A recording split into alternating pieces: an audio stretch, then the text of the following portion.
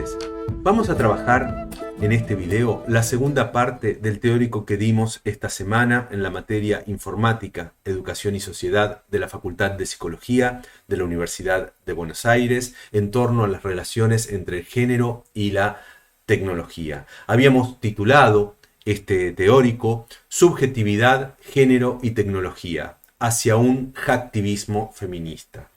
Habíamos comenzado planteando que desde el comienzo la informática tuvo mucho que ver con el género, ya que su fundador, Alan Turing, este puto genial, fue incluso condenado por indecencia en la Inglaterra de los años 50, este genio que es quien ha permitido que hoy las computadoras, los teléfonos celulares, la informática, las TICs sean una realidad. Había sido condenado por indecencia, por acostarse con hombres, podríamos decir.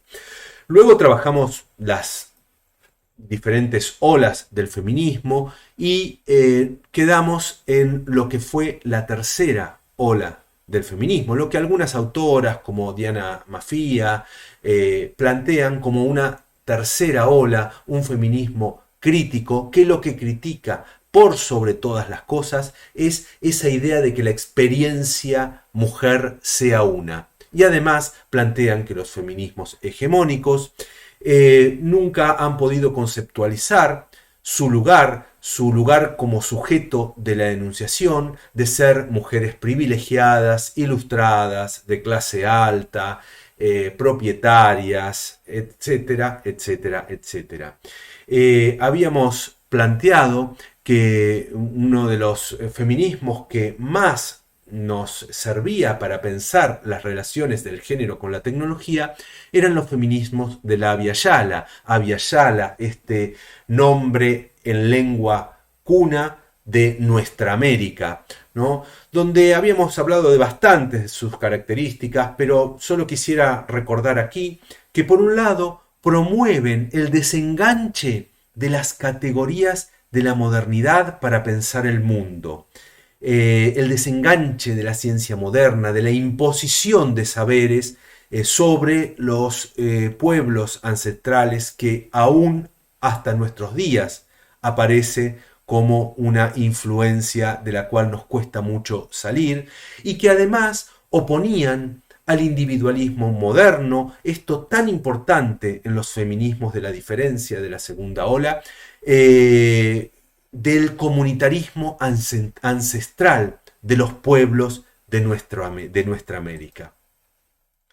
También destacar que estas autoras que hablan permanentemente, están en diálogos entre el activismo y la academia, elaboran una compleja crítica a las relaciones de dominación de género que atribuyen a la conquista. Recuerden que hablábamos de que el sistema de dominación de género es planteado desde las feministas de Abya Yala como un enclave de rasgos de opresión que habíamos planteado, no solo el género, sino también la raza, la clase social, la etnia, donde todas estas opresiones se dan siempre juntas a partir del sistema de dominación de género de la modernidad, colonialidad, y que ese viraje epistemológico plantea la posibilidad de producir saber, de producir conocimiento, podríamos decir, de producir tecnología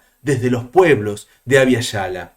Y contribuyen también a el análisis de la colonialidad y el racismo como episteme intrínseca de la modernidad, de nuestra modernidad, de lo que queda de modernidad en nuestra época contemporánea y sus proyectos liberadores, entre comillas, en donde son inseparables de la colonialidad del género, donde también esta ciencia es incapaz de cuestionar estos saberes de la modernidad euro-norcéntrica, europea, norteamericana, es incapaz de conceptualizar el lugar de enunciación desde el centro de poder que ejerce.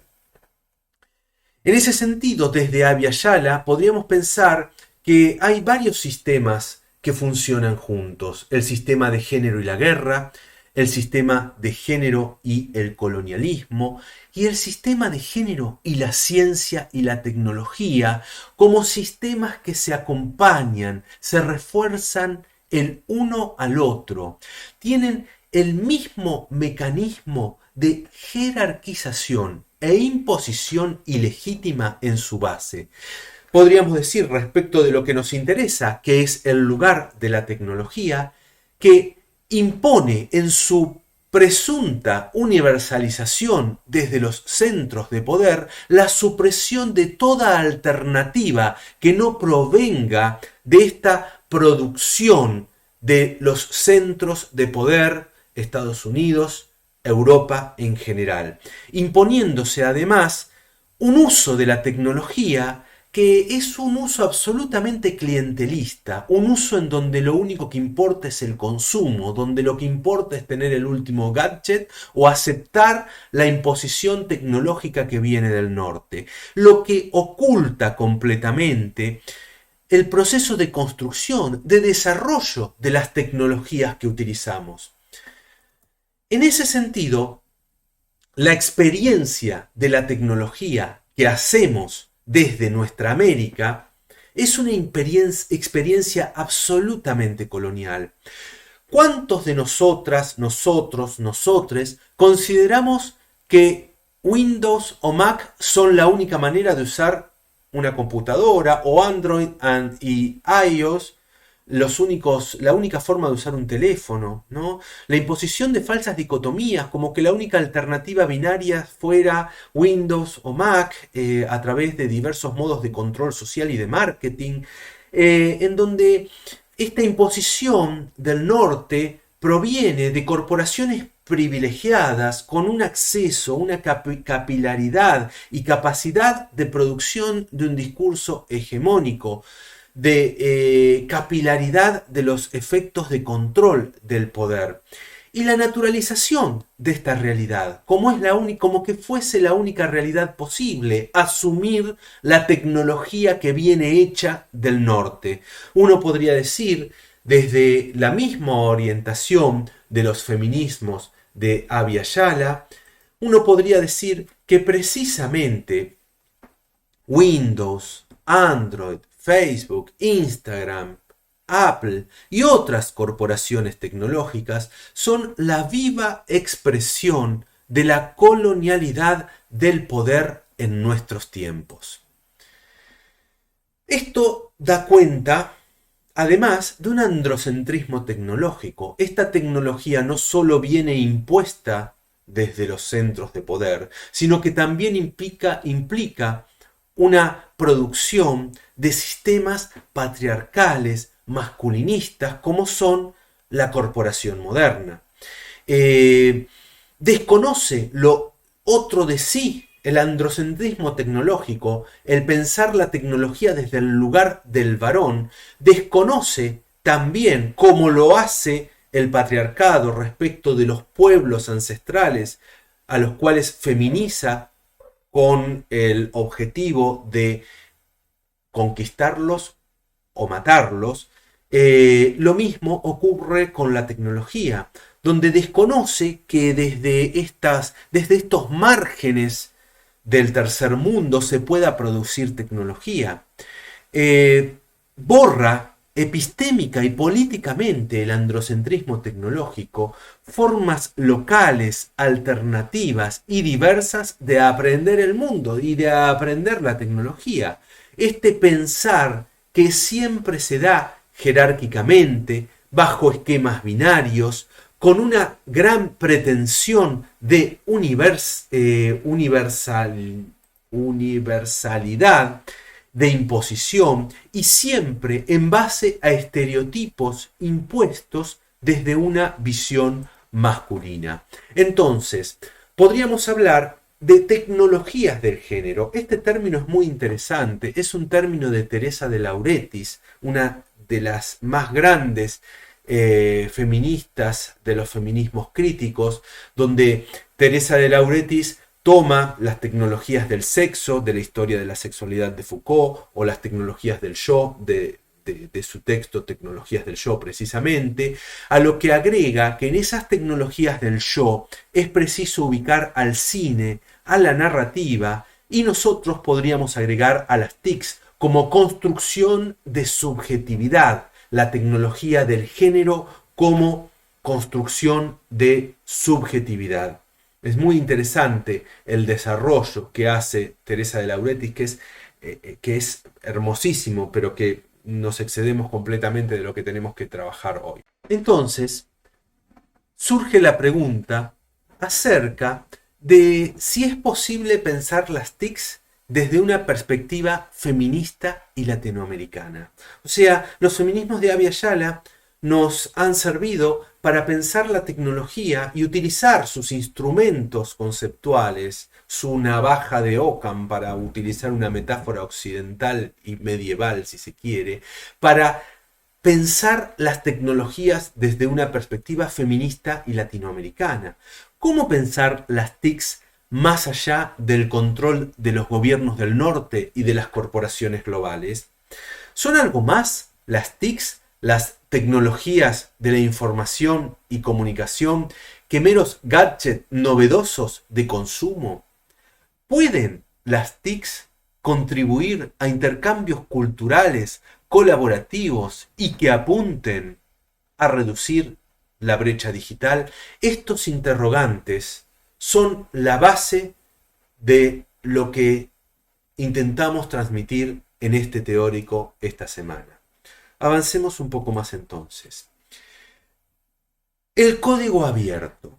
El código abierto es uno de los instrumentos que vamos a pensar, para ubicar, para reflexionar sobre cómo las TICs pueden utilizarse para trabajar en los márgenes de este poder, de esta imposición de las grandes corporaciones, de los gobiernos del norte.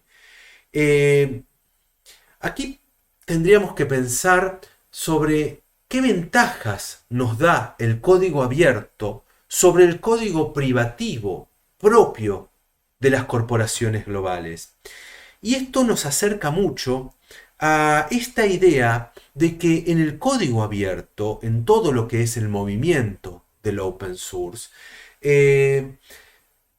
tenemos un instrumento no solo para producir tecnología desde aquí, desde nuestro lugar, desde nuestra América, sino también para entender los procesos de producción y desarrollo de esa tecnología, no digamos por fuera, en todo caso al margen de estas tecnologías privativas que se imponen desde las corporaciones patriarcales, capitalistas y eclesiásticas. Entonces, encontramos en el código abierto una herramienta más, junto con los feminismos de Abya Yala, para pensar la producción de tecnologías de la información y la comunicación desde acá, desde Latinoamérica, desde nuestra América. ¿Qué es entonces el software libre, el proyecto New? El software libre comienza en los años 80. Comienza como una magistral rebeldía, si se quiere, de Richard Stallman, este maravilloso personaje que tenemos allí en pantalla. El software en los años 70 era algo que se compartía, entre los desarrolladores. Richard Stallman trabajaba en el MIT, en el mismo lugar que autores que hemos visto en algunas de nuestras materias, como por ejemplo Simon Papert, y digamos que el MIT ha sido de donde han salido las innovaciones más grandes en tecnología desde los últimos 60 años. Bueno, resulta que en determinado momento en el MIT se empieza a trabajar en privatizar el código. ¿Qué quiere decir privatizar el código? Cerrarlo, que no sea más accesible.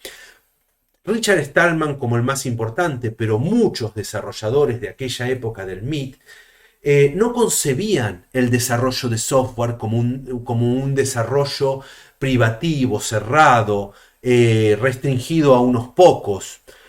Entonces, Richard Stallman se propone el proyecto de generar todo un set de aplicaciones de manera libre. Todo un set de aplicaciones basado en desarrollo colaborativo de la comunidad. ¿Sí? Es entonces que en 1984 se inicia este proyecto New por Richard Stallman, quien crea una genialidad, una licencia de software que se denomina General Public License, que plantea cuatro grandes libertades del usuario de software.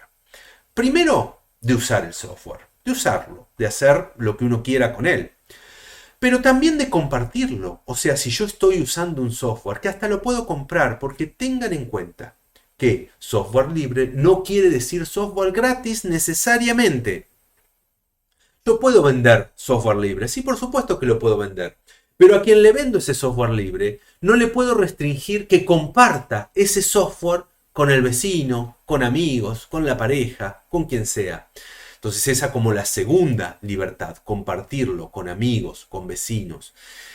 Cambiarlo, modificarlo, para eso necesito acceso al código, con lo cual el código nunca puede ser privativo, siempre tiene que estar en disponibilidad. Y si yo sé lo suficiente, puedo modificarlo, experimentar con él, crear algo nuevo. Y si no sé lo suficiente, puedo contratar a alguien que sepa, pagarle sus servicios para que modifique el software, para que lo adapte a mis necesidades, sea de mi microempresa, sea de mi institución educativa, sea de una institución de gobierno. Cualquiera puede modificarlo y adaptarlo. Ahora sí, con una gran restricción. Los cambios no pueden privatizarse. O sea, una corporación puede poner toda la plata que quiera en la modificación de software libre. De hecho, lo hacen. Red Hat es una de las primeras que empezó a trabajar en eso. Sin embargo, no puede privatizar ese código que se liberó bajo licencia GPL. No lo puede privatizar. El código tiene que seguir estando disponible. Y entonces aquí tenemos esta restricción fundamental acerca de que si se libera una versión modificada, deben liberarse también junto con ella los códigos fuente de esa modificación. Y es muy interesante que en el software libre siempre se trabaja conforme a estándares compartidos. El famoso Richard Stallman crea todas sus aplicaciones conforme al estándar POSIX, que es el estándar también base del sistema operativo Unix, un sistema operativo de en serio, no como Windows. Pero está basado en un estándar y como tal un estándar tampoco puede privatizarse, porque ¿para qué serviría un estándar privatizado? Bueno, hay una gran guerra desde los 80 hasta nuestros días respecto de la imposición desde las corporaciones a los estándares que sean compartidos y públicos. Entonces, el estándar POSIX fue la base del proyecto New, lo que también fue la base del desarrollo que hizo este otro personaje genial, Linus Torvald, del kernel del sistema operativo. ¿Qué es el kernel del sistema operativo? Es el núcleo. El núcleo se ocupa de interaccionar con el teclado, con el video, con la memoria, con el disco rígido. Es como la parte central del sistema operativo.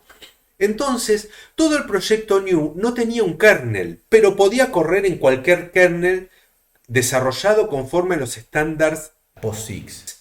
Bueno, Linus Torvald desarrolla su kernel basado también en el estándar POSIX, que es el estándar de Unix. Linus Torvald crea entonces un kernel, lo que le faltaba a ese proyecto GNU. Entonces, ¿qué sucede? Aparece un kernel desarrollado por Linus Torvald y también por colaboradores, porque el kernel de Linux, el kernel creado por Linux, fue liberado bajo licencia GPL. Ven cómo se van armando los rompecabezas. Esto hizo que otros colaboradores pudiesen trabajar también en ese kernel, y además de los colaboradores que ya venían trabajando en aplicaciones básicas y entornos gráficos desarrollados en base a los estándares de Unix, a los estándares en los que está basado Unix, a los estándares POSIX. ¿Esto qué hizo? Esto hizo que entre el kernel desarrollado por Linux y las aplicaciones desarrolladas por Richard Stallman y todos los colaboradores del mundo, se diera un matrimonio ideal, porque todo andaba con todo. Entonces se pudo liberar lo que fue GNU Linux, donde es todo un set de aplicaciones conformes al estándar POSIX y un kernel también conforme al estándar POSIX. Eso, ¿por qué fue posible? Eso fue posible por un modo de desarrollo muy interesante. Hay otro gran personaje del open source, que es Eric Raymond. Él venía de una corporación, de la corporación Netscape. Netscape era un navegador de por allá por los años 90, un navegador de internet, ¿no? Uno de los primeros navegadores junto con el Internet Explorer, pero muy superior al Internet Explorer. ¿Qué pasó? Microsoft, con su gran poder, logró imponer que su sistema operativo, eso fue una gran batalla legal también, saliera siempre con el navegador Internet Explorer, con lo cual parte de esta imposición, de esta colonización de las computadoras a partir de Windows, hizo que la gente se acostumbrara a utilizar su navegador de internet, que era malísimo, y Netscape fue una empresa que empezó a caer en sus acciones, a caer abruptamente. Entonces, este Eric Raymond lo que hizo fue escribir un texto que se llama La Catedral y el Bazar. Lo tienen ustedes en internet, lo tienen ustedes como referencia en la ficha que les estoy pasando a Chris para que les ponga en el aula virtual. En ese texto es un texto que escribe La Catedral y el Bazar para convencer a los CEOs de la Netscape Corporation a que hicieran algo osadísimo para aquellos años. Y es que liberaran el código de su Netscape, en lo que fue luego la Mozilla Corporation, la creadora de las herramientas disponibles open source que hoy tenemos, que son Mozilla Firefox y Mozilla Thunderbird, entre otras grandes cosas. Pero, ¿qué decía ese texto? La Catedral y el Bazar. Decía, hay un modelo de desarrollo que es un modelo típico de una corporación. Es un modelo piramidal, lo llamó catedralicio Eric Raymond, en donde hay unos poquitos en la cúspide de la pirámide que deciden, toman las principales decisiones de diseño. Hay unos cuantos en el medio que a veces no se sabe muy bien para qué sirven, pero bueno, están ahí también. Y al final hay un pequeño ejército de soldadas y soldados que programan eso que fue concebido en las altas esferas de la corporación. Ese es el modelo catedralicio, un modelo de unos pocos, el modelo del código privativo, porque solo la corporación maneja ese código. Es más, hasta tienen mecanismos para que los soldados solo conozcan, los soldados y las soldadas solo conozcan las cuestiones más parciales y que nunca vean el producto completo. Sin embargo, A partir del movimiento open source, existe otro movimiento espontáneo de desarrollo más ligado a lo que sería el bazar, una feria para lo que serían nuestra idiosincrasia latinoamericana, donde está todo el mundo, donde todo el mundo toca, donde todo el mundo toca la fruta que va a comprar, donde todo el mundo toca la artesanía que va a ver, donde es un toqueteo completo, ¿no? Cualquiera puede agarrar eso porque el software está abierto, el código está abierto, entonces cualquier persona con un pequeño conocimiento puede contribuir a ese desarrollo, a esa construcción colaborativa. Y es así que, que aparece en la escena de la tecnología informática esta nueva modalidad de desarrollo. Y Eric Raymond le propone a la Netscape Corporation que libere todo el código de su navegador para que se desarrolle por la comunidad. Y es así que tenemos hoy, por ejemplo, Mozilla Firefox, un navegador en el cual está garantizada la privacidad de lo que estoy navegando, la privacidad entre comillas, desde el punto de vista del navegador, porque siempre estoy navegando desde una IP particular, salvo que utilice, por ejemplo, Proxy-Tor. Si utilizo el navegador Tor, que es que no sé si lo conocen, pero pueden encontrarlo en Tor Project, tienen la referencia también en la cita. Es un navegador basado en Firefox y además en un proxy colaborativo. ¿Qué hace este proxy? Este proxy nos va cambiando la IP desde donde navegamos todo el tiempo nos va cambiando la IP desde donde navegamos. Entonces es imposible saber desde dónde estamos navegando realmente.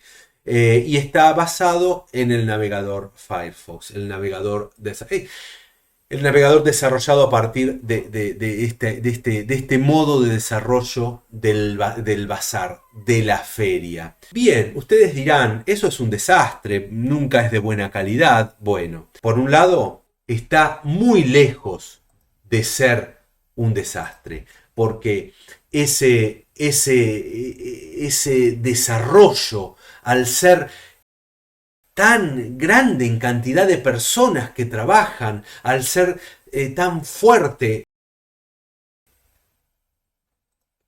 ese desarrollo, tiene una calidad impresionante. Los errores se corrigen prácticamente en el mismo momento en que se encuentran, porque hay tantos ojos mirando, tantas manos tocando, que hacen que eso sea una construcción majestuosa.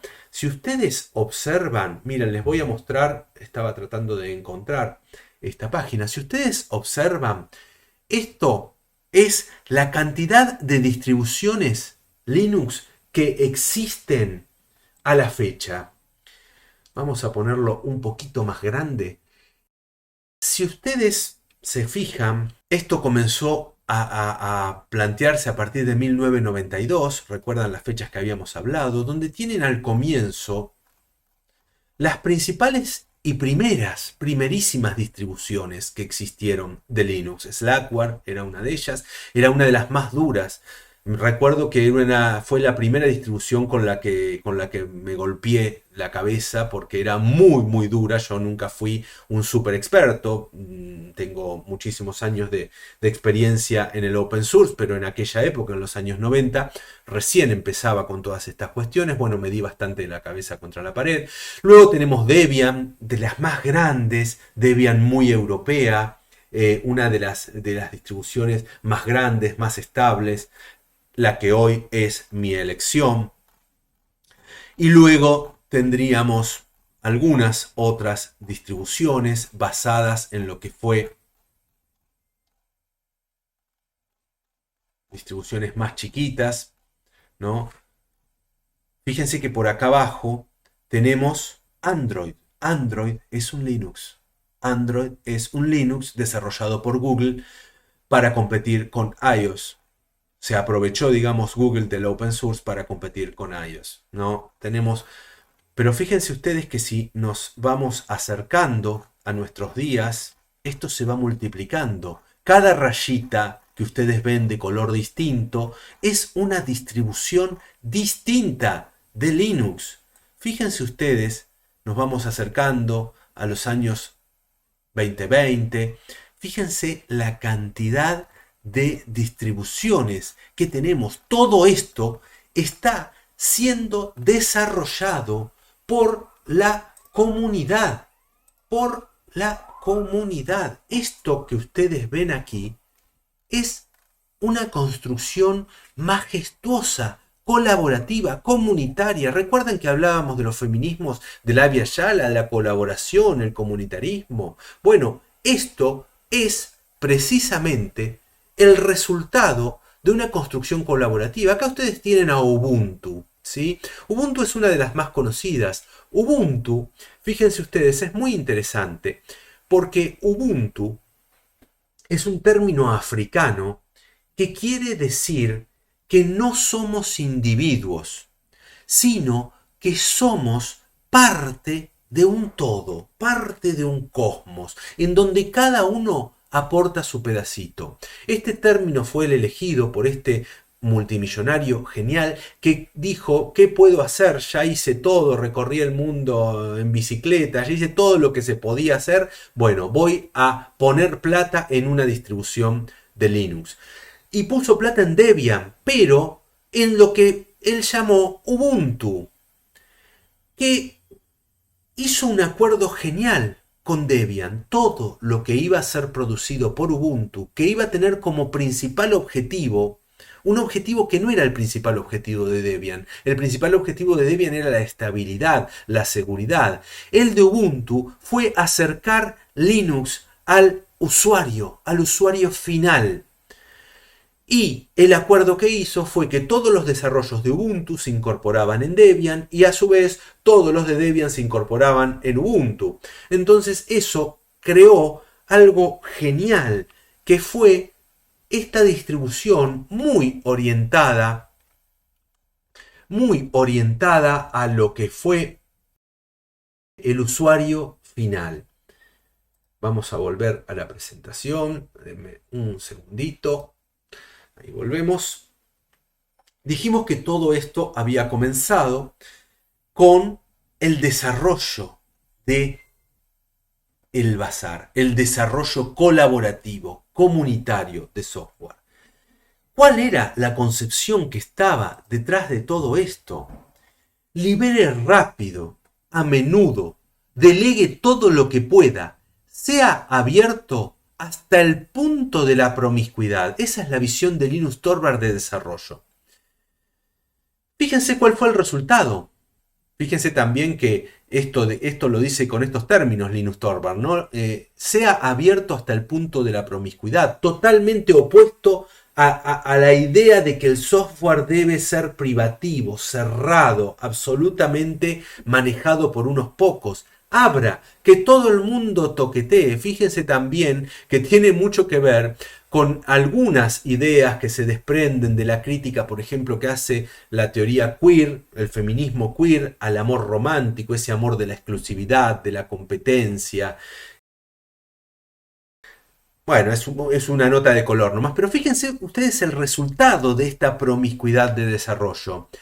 Al 2007, lamentablemente, como les decía, no tuve mucho tiempo para preparar el teórico, con lo cual no encontré estas estadísticas más actualizadas, pero al año 2007, hace ya varios años, el esfuerzo estimado en Linux Debian era, en una sola distribución, si estamos hablando de Debian, de 881.180 personas mes, 73.431 personas años, en un tiempo de trabajo de 8.84 años, todo desarrollado por hobby. Nadie pone un peso en Debian. Debian es una distribución absolutamente comunitaria. El costo estimado del desarrollo de Debian al año 2007, hoy es mucho más porque con la conjunción de Debian y Ubuntu esto creció de manera exponencial. Me encantaría encontrar esas estadísticas. Bueno, el costo estimado en el año 2007 era de 5.358 millones de euros. Todo por el puro placer de desarrollar. Entonces, volvamos a la pregunta que nos hacíamos. ¿Es posible un hacktivismo feminista? Por supuesto que es posible, y en el código abierto es donde tenemos la principal herramienta. Lamentablemente, aún en nuestros días, aún el software libre se encuentra mayoritariamente desarrollado por varones. Pero nada impide que, como desde los activismos feministas de los últimos años, los activismos de las diversidades sexogenéricas, cómo hemos tomado las plazas, cómo hemos tomado los congresos, cómo hemos tomado el derecho, llegó la hora de librar también esa batalla en el ámbito de las redes, en el ámbito de Internet. Y en el código abierto tenemos la base. Ahora vamos a ver por qué. Vamos a pensar ahora el código abierto, el proyecto New en clave feminista. Entonces sí, más allá de que esta tecnología ha sido creada mayoritariamente por hombres, es un instrumento en disponibilidad de cualquier colectivo latinoamericano, feminista, que quiera tomarlo para producir tecnología en los márgenes de las corporaciones. En última instancia, se trata de también, a través de esto, hackear al patriarcado. ¿Qué es la ética hacker? La ética hacker plantea que la información y la cultura se produce de manera colaborativa, en comunidad, en colectivos, donde nadie importa más que nadie, en donde el trabajo de producción es horizontal. Y en ese sentido, en tanto se produce de manera colaborativa, en comunidad, es la información y la cultura patrimonio de la humanidad. La ética hacker de lo que se ocupa es de luchar contra la privatización, contra la privación de la educación, de la cultura, de la información, en donde el sistema patriarcal, capitalista y eclesiástico apunta a tener el control de la información.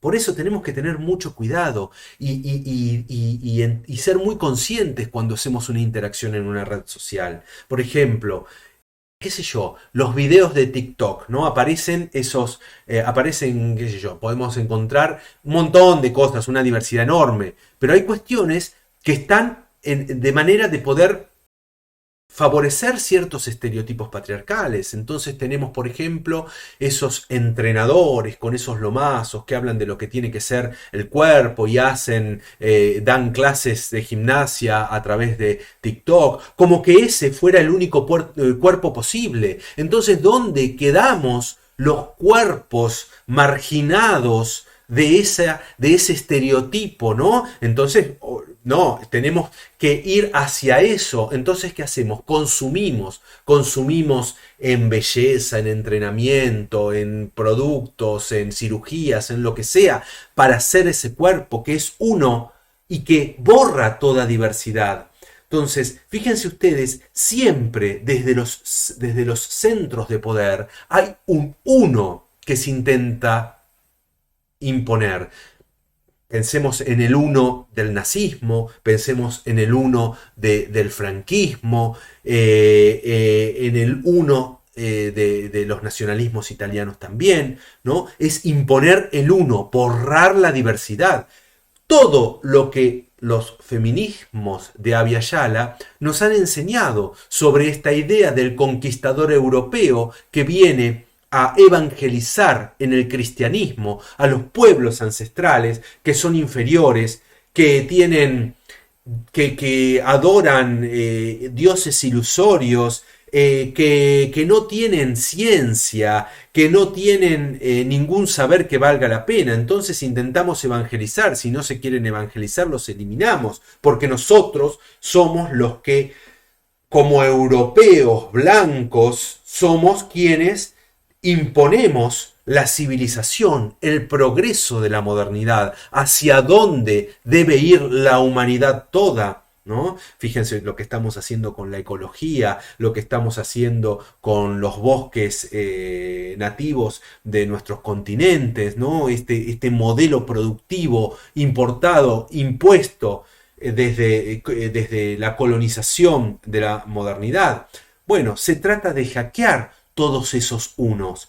Y por eso el código abierto es un elemento fundamental para pensar en un hacktivismo feminista, poner en disponibilidad la información, poder ocultarnos del control, evadir los controles de las grandes corporaciones. Entonces tenemos, por ejemplo, todas cosas que ustedes tienen en las fichas como referencia, ¿no? El buscador DuckDuckGo, un buscador donde no se tracea la información del usuario. Aparte es muy cómodo que no me esté llenando de anuncios en la primera parte de cualquier búsqueda que uno hace. Si yo quiero usar Google, pero quiero que Google no sepa quién soy, puedo usar StartPage.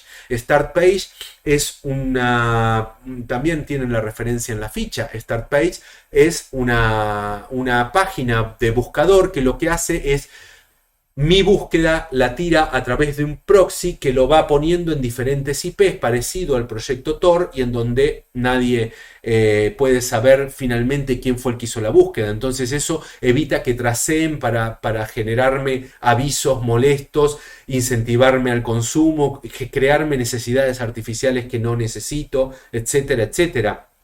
El proyecto Tor para navegar anónimamente la web. Con solo bajarme el browser Tor estoy navegando anónimamente. Sí, navego un poco más lento, pero sé que ninguna corporación ni ningún gobierno va a estar viendo lo que yo estoy mirando. O los sitios que estoy visitando. Una pregunta muy interesante que apareció en el teórico cuando hablábamos del proyecto Tor era precisamente esta idea de, bueno, pero eso no es peligroso, ¿no? Con esta imposición de la idea, entonces es bueno que el gobierno, los gobiernos, la CIA, Estados Unidos, la OTAN, sepan lo que hago, dónde navego, cómo voy no es peligroso que haya un proxy que pueda usar cualquier persona para navegar por sitios sin que yo sepa.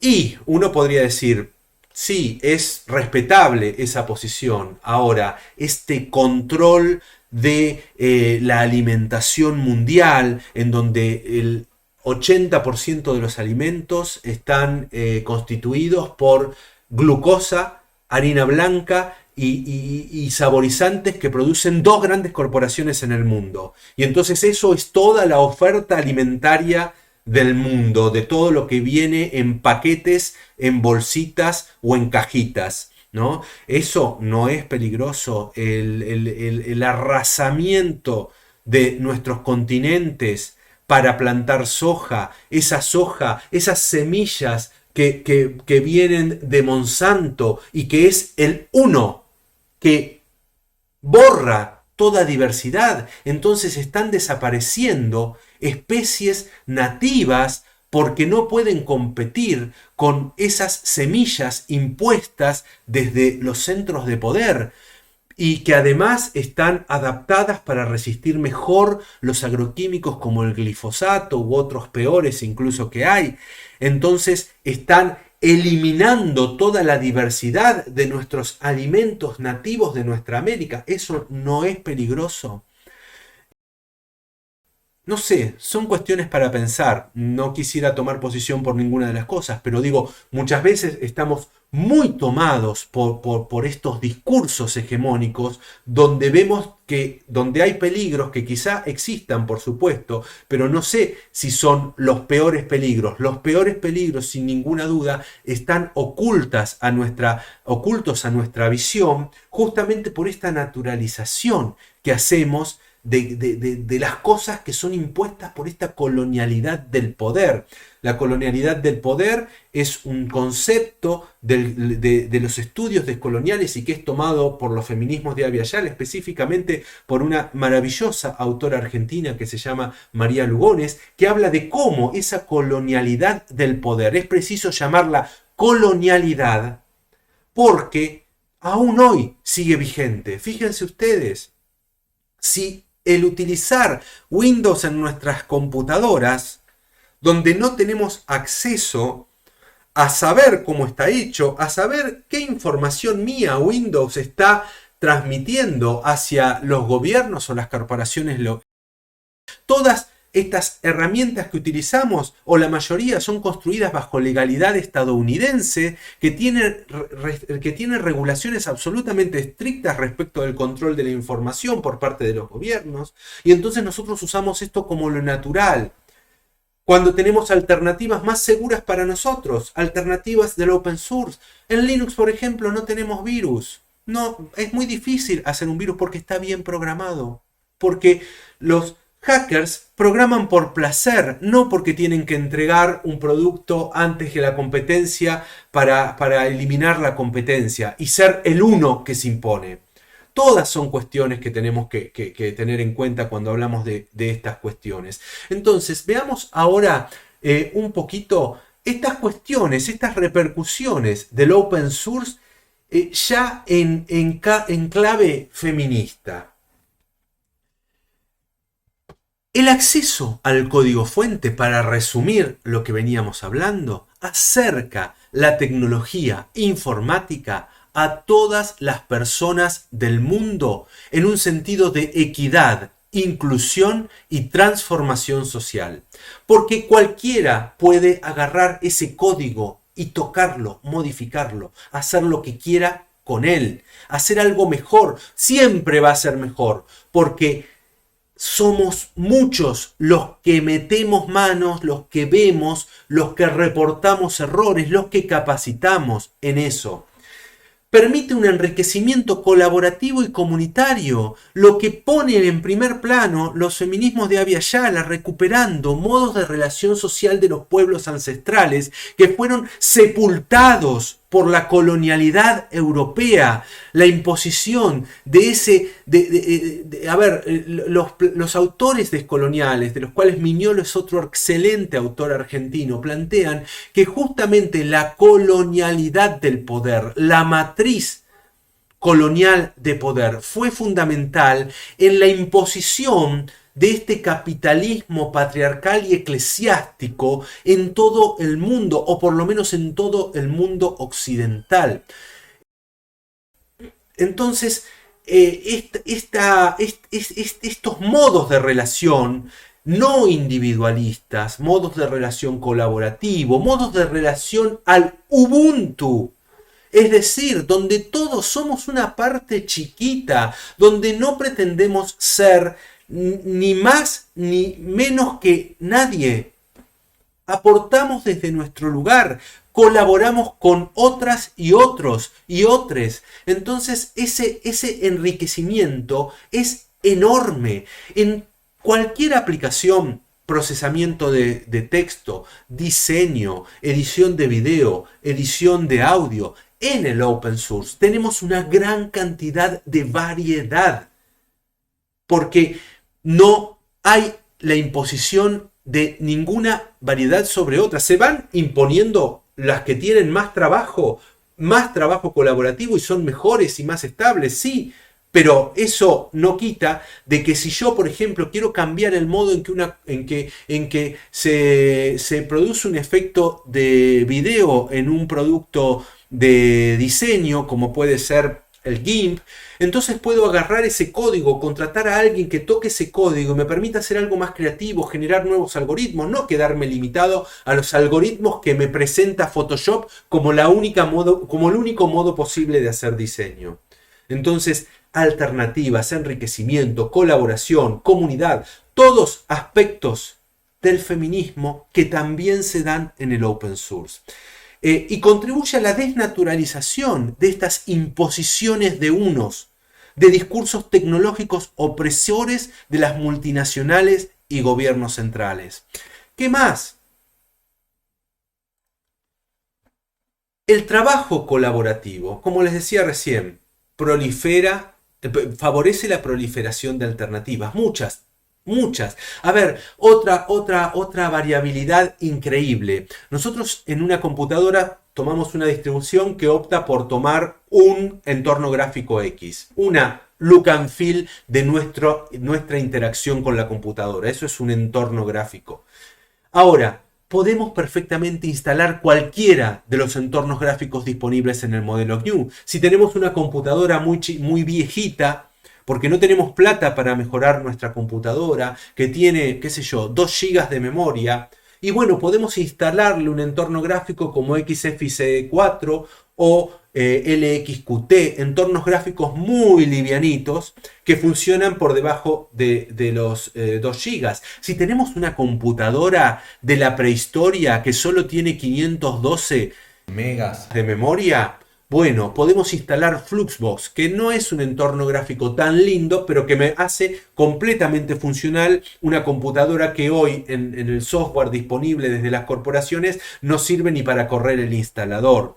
Entonces esto favorece que también haya una mayor inclusión, donde con inversiones mucho menores se pueda garantizar el acceso a la información y la cultura de las grandes masas marginadas. Por supuesto, falta muchísimo y sabemos que hay comunidades indígenas que están en el medio de la nada, donde no tienen nada. Bueno, pero allí también en algún momento puede llegar esto, pero más allá de que no vamos a resolver el mundo, desde luego el uso de estas alternativas, en la mayoría de los casos gratuitas, el uso del acceso a crear alternativas distintas, hace que la tecnología sea mucho más inclusiva que la tecnología que se impone desde los centros de poder, y propicia la participación de los usuarios, donde los usuarios no somos clientes. No somos clientes que tenemos que estar comprándonos siempre la última versión del teléfono, la última versión de Windows, la última versión de lo que sea. Porque somos usuarios realmente activos que, si queremos, podemos acceder a la construcción y a los procesos, a la resolución de los problemas, y podríamos modificarlos a la manera en que una aplicación de edición de video resuelve un problema, y podría modificarlo para que lo resuelva mejor. De hecho, la comunidad todo el tiempo está haciendo eso. Y la participación en el proceso productivo. Porque aun cuando la plata lo ponga una corporación, si tomamos un software GPL, y la corporación paga a algunos desarrolladores para que lo adapten para vender un servicio, esas mejoras que hacen esos desarrolladores con plata de la corporación, cuando se libera esa versión, cuando se termina, digamos, de desarrollar esa versión, también se tienen que liberar el código fuente para que cualquiera pueda aprovecharse de esa plata que puso una corporación. Fíjense ustedes, si fuésemos desarrolladores y trabajamos para una corporación de software, lo primero que firmamos es un acuerdo en donde delegamos en la corporación cualquier derecho sobre nuestro propio trabajo. Trabajamos para la corporación. Sí, nos paga, pero el trabajo es el nuestro. Y ese trabajo nosotros no tenemos ningún derecho si quisiésemos reclamar algo por ese trabajo, porque hicimos una genialidad y no tenemos ningún derecho. Eso en el código abierto no sucede, porque cualquier desarrollo se debe liberar con el código abierto. Con lo cual, por más que yo trabaje para una corporación y desarrolle sobre un producto GPL, ese desarrollo que estoy haciendo... porque otra de las cuestiones que define el acuerdo de licencia GPL es el reconocimiento de los autores. Porque el software libre no plantea que no hay autores. Al contrario, plantea que en el código debe mantenerse el reconocimiento de todos aquellos que alguna vez participaron en ese código. Y si ustedes abren un código de una aplicación GPL, están los aportes de los autores que quisieron mostrar que eran ellos los que si no, también puedo no ponerlo, digamos, eso depende de cada uno. Pero si yo, el software libre reconoce la autoría, lo que no reconoce es que no se pueda compartir ese trabajo, porque el trabajo, la producción de conocimiento y de software es patrimonio de la humanidad. Entonces, si yo programo, es mi contribución a mejorar el mundo. Entonces nadie tiene el derecho, ni yo mismo, de privar a otro de ver en ese trabajo una mejora para sus condiciones de vida, o para la resolución de su trabajo, o para lo que sea. Entonces la participación en el proceso productivo está protegida de la expropiación y privatización por parte de las empresas. Y de los gobiernos también, por supuesto. ¿Qué otras cosas? Fíjense esto es interesante para pensar el diseño de tecnologías. Con la modernidad, con la industrialización del siglo XIX, se impuso un modo patriarcal de entender al mundo. Ese modo patriarcal distribuye, acá tendríamos que poner tiempo-espacio. Yo puse tiempo solo, pero también podríamos incluir espacio.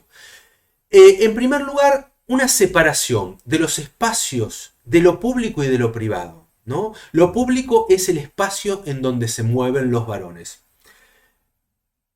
El privado es el espacio al que quedan relegadas las mujeres, diversidades sexogenéricas y cualquier sujeto feminizado.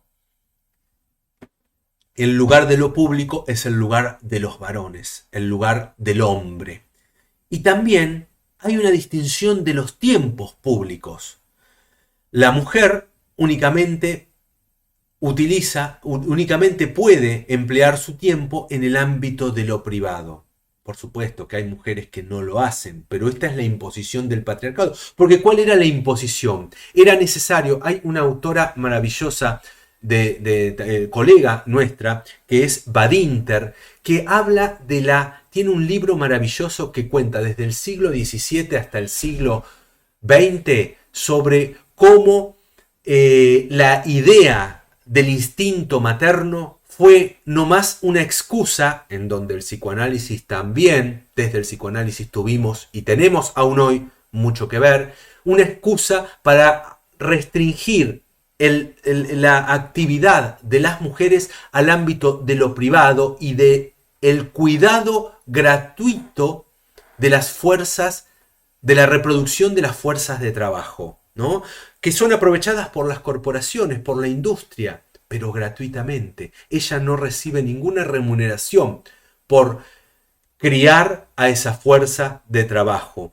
En el siglo XIX, con la revolución industrial, hacía falta mano de obra. Entonces, y había una gran mortalidad infantil porque las mujeres, ni los varones, ni nadie se ocupaba de criar a los hijos, a las hijas. Entonces se empezaron a inventar desde los ilustrados, Rousseau, un misógino asqueroso, al cual le debemos la República, pero no deja de ser un misógino asqueroso.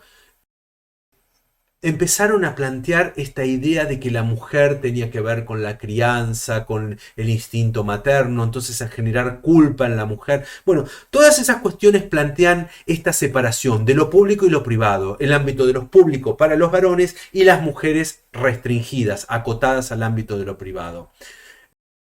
La ética hacker no comparte dicha separación, porque en la ética hacker esto a veces también es aprovechado por las corporaciones, con la pandemia tenemos otro ejemplo de eso, ¿no? Pero hay no hay una distinción entre un trabajo productivo y trabajo de ocio, porque es tanto el placer de trabajar en el desarrollo, de generar cosas para compartir, tomar cosas de otro, es tan grande el placer de hacer eso, que no hay separación entre, no, ahora me pongo a trabajar y ahora es ocio. Es ocio-trabajo, entonces hay un cuestionamiento también desde esa cuestión. Y el tiempo de las corporaciones, y en esto sí es un aporte fundamental de los feminismos, sobre todo de los feminismos de Abya-Yala, el tiempo del cuerpo, de los ciclos de la naturaleza. Los feminismos de Abya-Yala tienen una lucha encarnizada contra este modo de producción extractivista que está destrozando nuestro planeta. Y ellos y ellas plantean que los tiempos de la industria no son los tiempos del cuerpo, los tiempos del ciclo del cosmos. Entonces, cuando se diseñan tecnología, se diseña siempre pensando en este modo de pensar el tiempo de la industrialización, este modo de pensar el tiempo del capitalismo moderno. Entonces, cómo introducir en los diseños de herramientas tecnológicas otras concepciones del tiempo también hacen que esas herramientas sean más inclusivas. ¿Por qué? Porque cuando se producen esta vorágine del tiempo industrial, no todas y todos podemos soportar esa vorágine del tiempo industrial y no tenemos tiempos para la satisfacción, tiempos para la reflexión, tiempos para la profundización. Entonces, pensar en los tiempos del cuerpo implica pensar las tecnologías desde otro lugar que el de la maximización de la productividad propia del diseño patriarcal, capitalista y eclesiástico de nuestro modo de producción. La competencia, la otra gran barbaridad de que, no barbaridad, digamos, del otro gran modo de vivir impuesto por la modernidad, colonialidad, de la cual que pone mucho en evidencia los feminismos de Abya-Yala, esta idea de ganar a cualquier precio, que se ve en los deportes, por ejemplo, de que cualquier cosa se pueda hacer, incluso intervenir sobre la biología del cuerpo para hacer lo máximo posible, competir, ganar, imponerse a otros, eliminar al otro equipo. Es más importante en esta visión de la modernidad, colonialidad, es más importante ganar, competir. Fíjense los discursos de las empresas, los discursos de tenemos que salir a competir y eliminar al adversario, ¿no? Eso es mucho más importante que colaborar y crecer juntos. Esto, por supuesto, tiene consecuencias. Hablábamos de subjetividad, género y tecnología. Esta idea de la competencia a cualquier precio, de la competencia como el mayor ideal, tiene consecuencias subjetivas enormes. Y se puede ver en los deportistas y se puede ver en el uso de las adicciones, porque los discursos de la seguridad y todo eso nos dicen que el narcotráfico está en las villas, pero el narcotráfico en las corporaciones, por no poder soportar esos tiempos, esas competencias, esas exigencias, es algo bastante extendido también, ¿no? Aunque no dicho, ¿no? Por supuesto. La meritocracia de los discursos contemporáneos. En el movimiento del software libre, cada uno aporta desde su lugar. No es sobrepasar a nadie, es aportar desde mi lugar para hacer juntos, juntas, juntes, algo mucho más grande, como es todo el desarrollo, la jerarquización. Y en esto coinciden también open source y feminismo de la diferencia. Recuerden que el feminismo de la diferencia, si bien no discute la sexualización, de que hay cosas para varones y cosas para mujeres, cosas masculinas, cosas femeninas, recuerden que tampoco discute la esencia de mujer, el feminismo de la diferencia, pero lo que sí discute es la jerarquización, que uno sea más importante que el otro. En el desarrollo del open source, en el desarrollo del bazar, ocurre exactamente lo mismo, no hay jerarquización. Por supuesto, esto tiene ciertas salvedades. Las comunidades del open source no, y sobre todo porque hasta el momento vienen manejadas en su mayoría por varones, no escapan completamente a esta idea de la jerarquización, porque de hecho hay armados comités. Por ejemplo, el kernel tiene un comité de notables que son desarrolladores excelentes, ¿no? Pero que son los que deciden qué innovación de la comunidad se incorpora o no en el kernel oficial. En ese comité también está Linus Torvald, por supuesto, ¿no? Pero eso no quita que pueda haber branch, o sea, bifurcaciones no oficiales de ese kernel, porque en ninguno de los casos eso se privatiza. Entonces yo puedo tomar una versión de kernel oficial y a partir de ahí armar mi propio kernel. Pero aparecen estos comités, estas cosas. Por eso decimos también que en el open source no estamos por fuera de todo esto, sino que el acceso a código nos permite manejarnos en los márgenes entre eso del software privativo, la imposición de los gobiernos y las corporaciones, y el trabajo comunitario, el trabajo de las masas, el trabajo colaborativo. Y bueno, un poco para ir cerrando y terminando esta cuestión, hay grandes categorías engañosas que el New permite pensar en clave y que desde los feminismos podemos pensarlo en clave feminista.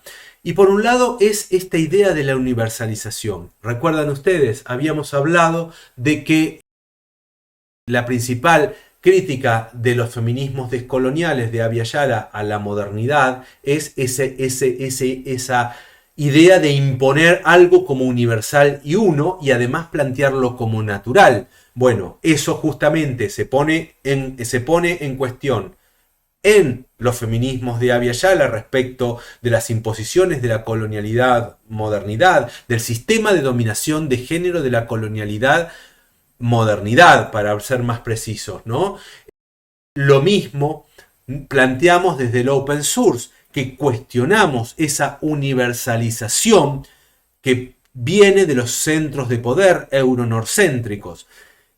Fíjense, una cuestión derivada directo de la meritocracia, de la competencia. Se ha pensado que la principal motivación, y de hecho esto se usa mucho incluso en tecnología educativa, ¿no? Entonces pensamos que los premios son la principal motivación para, entonces incluimos premios, ranking en herramientas educativas para lograr que las personas estén más tiempo tomando el modelo de los jueguitos, ¿no?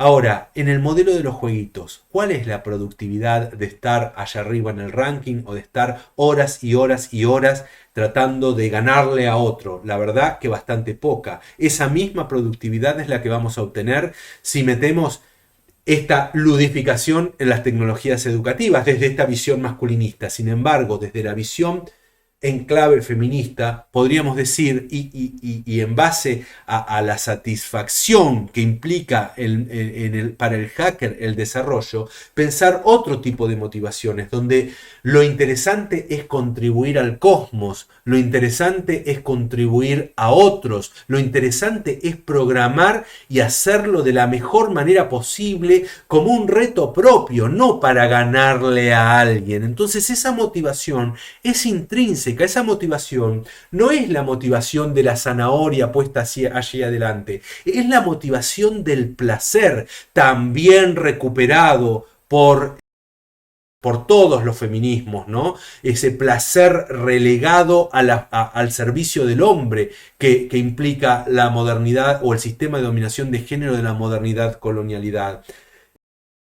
Y esta idea de que cuando desarrollamos tecnología, la desarrollamos desde un lugar neutro, cuando en realidad se hace desde una posición de denunciación masculina. Esta puesta en primer plano del sujeto de la denunciación de los feminismos hegemónicos que plantean los feminismos críticos, sobre todo feminismos negros, islámicos, descoloniales, bueno, queer incluso, ese cuestionamiento del lugar de enunciación también lo podemos pensar para ese lugar de enunciación desde donde salen los diseños tecnológicos, que es este sistema globalizado, capitalista, patriarcal, eclesiástico. Bueno, vamos a ir tomando las últimas cuestiones de este New Enclave feminista. Hay algunos engaños respecto de cómo pensamos la tecnología. Por un lado es esa idea de que la tecnología va a ser esa maravilla que va a permitir la emancipación, donde esto se plantea desde los discursos de los centros de poder, que plantean la emancipación o la liberación desde su propio lugar de enunciación. Todo el giro descolonial plantea que, por ejemplo, no es la misma emancipación la que se puede pensar en Latinoamérica que la emancipación, por ejemplo, marxista que se piensa en el pensamiento occidental de la modernidad, colonialidad. Entonces, pensar también la tecnología como ese progreso, esa idea, esa ilusión de que entonces es una herramienta de emancipación, pero que sin embargo termina ratificando las opresiones. Por un lado, la opresión de lo que hablábamos hace un rato, en el recurso a la imagen, por ejemplo en Instagram, esa idea de fotos huecas donde lo que importa es la imagen, ¿no? Y todo lo que es el pensamiento crítico, el pensamiento, la reflexión, todo eso no tiene ninguna importancia. Y entonces las grandes masas pasando horas y horas y horas poniendo me gusta en fotitos que no dicen nada, ¿no? Que no plantean ningún cuestionamiento del statu quo. Entonces sí, el Instagram es gratis, entonces permite emanciparnos porque permite acceder a la información y la cultura desde cualquier persona. Permite acceder para ser controlados mejor, podríamos decir, para comerte mejor, como decía el cuento de Caperucita Roja, ¿no? Esa idea de que porque la tecnología es gratis, entonces es emancipatoria, cuando en realidad lo que está haciendo es ratificando ciertas opresiones, porque la persona que pudo acceder por su celular, porque afortunadamente los celulares están cada vez más baratos, entre comillas, ¿no? Hoy hay gran parte de la población que puede acceder a la tecnología que antes no accedía. Esto no quiere decir que accedan todos y las grandes mayorías siguen estando marginadas, pero hay una gran parte de la población que tiene el acceso al celular. Entonces puede acceder a las redes sociales y entonces eso es emancipación. No, la realidad es que esas redes sociales transmiten mayor opresión, porque cuando aparece en Instagram la oferta de un gadget tecnológico o de consumo de lo que sea, de ropa, de cuestión estética, de lo que sea, y esa persona no puede acceder, se siente una vez más excluida, ¿no? Entonces ratifica la opresión de la pobreza, ¿no? La opresión de los cuerpos hegemónicos, de los cuerpos que no llegan a eso, ¿no? Entonces, claro, sí, son gratuitas, pero en realidad están al servicio de los centros de poder. Además, y esto es un tema que van a ver ustedes la semana que viene, toda la cuestión de Big Data, todo lo que yo voy haciendo por no navegar anónimamente, que me va generando una mayor oferta de cuestiones de consumo que me crean esa necesidad de algo que no existe como necesidad, pero que creo que es imprescindible. Ayer escuchaba a Pepe Mujica en una entrevista con Silvestre en Radio Nacional. Es muy interesante siempre Pepe Mujica, ¿no? Pero él hablaba, ¿no?, de esta mochila que llevamos en la época contemporánea, de tener que comprar esas cositas, esos gadgets, y que si no llegamos a eso está pensado desde el modelo industrial, capitalista, patriarcal, de la modernidad, de la colonialidad, ese modelo del sistema de dominación de género, de la colonialidad, modernidad, porque de lo que se trata es no solo de expropiar la plusvalía del trabajador, es que si el trabajador tiene un pequeño acceso al gadget tecnológico, al telefonito, ¿no? Y si no lo tiene, que pida préstamos. Entonces de lo que se trata es de generar esa bicicleta financiera para que pida préstamos, para creerse incluido a partir de comprarse ese celular que después le lleva 3 años pagar con su salario, y así con cualquier gadget, ¿no? Entonces, y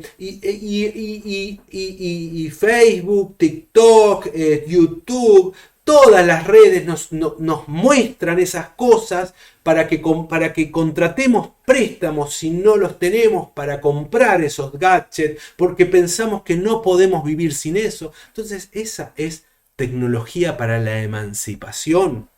Por favor, eso es una gran ilusión transmitida a través de estos centros de poder que también dominan los medios de comunicación masivos, dominan las redes sociales. Entonces nos meten, nos colonizan la cabeza, esta colonialidad del poder sobre todas estas cuestiones, gracias a esta idea que creemos que nos emancipamos porque navegamos en redes sociales que son gratuitas. Qué bueno que es Facebook, que me deja navegar, qué bueno que es Google, que me da un email, qué bueno que es YouTube, que me deja generar videos, o TikTok, que me muestra esos filtros maravillosos para hacer esos, no sé cómo se llaman, pero cosas. Bueno, eso, creer que eso es la emancipación, es creer que esa es la felicidad, lo que no cuestiona ningún statu quo, no cuestiona ninguna marginación, no cuestiona ninguna homogeneización de cuerpos hegemónicos, de cánones de estética, de gadgets tecnológicos, ¿no? Y todo eso es de acceso gratuito para controlarnos mejor. Entonces, tengamos en cuenta que el open source nos permite dar cuenta de estas cosas y nos permite utilizar herramientas para, no digamos estar fuera, pero por lo menos estar en los márgenes de esos discursos tecnológicos que son impuestos desde los centros de poder. Entonces, dejemos de fetichizar la tecnología. ¿Qué quiere decir fetichizar la tecnología? Fetichizar la tecnología quiere decir pensarla idealmente, no tener acceso a su propia construcción. Tomamos lo que nos brindan las corporaciones, pero no tenemos acceso a cómo están hechas esas cosas. Entonces, eso es fetichizar, porque eso aparece como una cosa mágica hecha por las corporaciones, y en realidad es hecha por trabajadores como vos, como yo, por trabajadores como todas, como todes, como todos, pero expropiados por las. Entonces creemos que, qué maravilla, ¿no? Steve Jobs con su Apple y sus gadgets tecnológicos maravillosos, no vamos a decir que no son buenos, pero ¿es Steve Jobs? ¿Es Apple? ¿Es Apple? ¿O es todos los trabajadores a los cuales les ha expropiado los derechos de poder hasta tener créditos en lo que han realizado para Apple? Entonces, por favor, no idealicemos las tecnologías. Cuando Marx hablaba de el fetichismo de la mercancía, el texto marxista, quiere decir eso, expropiarle de los procesos de producción a los trabajadores y presentarle los objetos para que los compre, para que compremos la última licencia de Windows, para que compremos el último celular, que fue hecho por nosotros mismos, pero que sin embargo hemos perdido los derechos.